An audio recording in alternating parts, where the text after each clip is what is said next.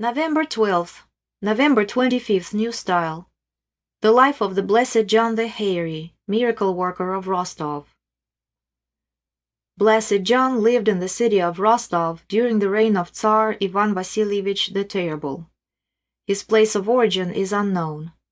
In Rostov he lived as a fool for Christ, having no permanent abode, and occasionally sought rest with the pious widow and his spiritual father, the all-venerable priest Peter. During his time in Rostov, he conversed with the renowned ascetic saint Irenarchus, known as the Boris and Gleb ascetic, as well as the Blessed John of Moscow, fool for Christ, also known as the Great Cap, who later departed for Moscow, where he was buried near the Cathedral of the Intercession of the Most Holy Theotokos on the Moat. Blessed John of Rostov always carried with him and read a parchment book, a psalter written in Latin. It is unknown when and where he learned this language. The Blessed John's repose occurred on September 3rd, 1580. His body, cared for by the mentioned pious widow and his spiritual father, priest Peter, was buried near the church of St. Blaise behind the altar. The burial was accompanied by signs. A powerful storm arose, lightning flashed, and thunder roared. After the Blessed One's repose, many people began to come to his grave, offering supplicatory prayers to the Lord God, the Most Holy Theotokos, and Saint John the Forerunner. They requested for holy water, drank it, mixed with sand from the Blessed John's tomb, anointed their ailing bodies with it, and according to their faith received healing from various illnesses.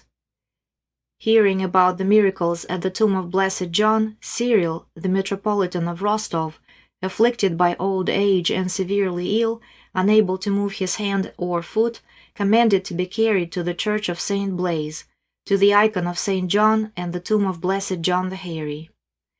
During the supplicatory prayers and the reading of the Holy Gospel, the sick hierarch immediately felt healing from his illness. He regained the use of his hand, allowing him to resume his priestly duties and govern the Rostov metropolia again. He lived for another year and 5 months. Many miraculous healings occurred at the tomb of Blessed John, attracting ailing believers with faith. These miracles were recorded and reported to Tsar Mikhail Fedorovich. A devout merchant, witnessing God's grace over himself and his home, and experiencing many healings, had a church erected above the tomb of Blessed John.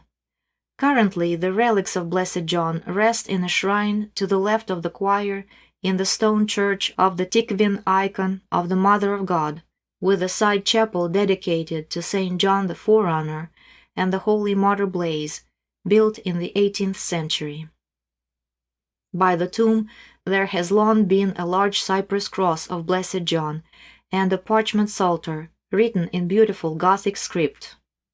One of the manuscript entries notes that Archbishop Demetrius of Rostov, upon his arrival at the Rostov metropolia in 1702, inspected the Rostov churches, noticed the old psalter, ordered it to be rebound, and continued to keep it by the tomb of Blessed John.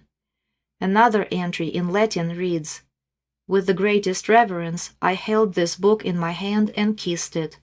Nilus, Archbishop of Yaroslavl, May 14, 1856."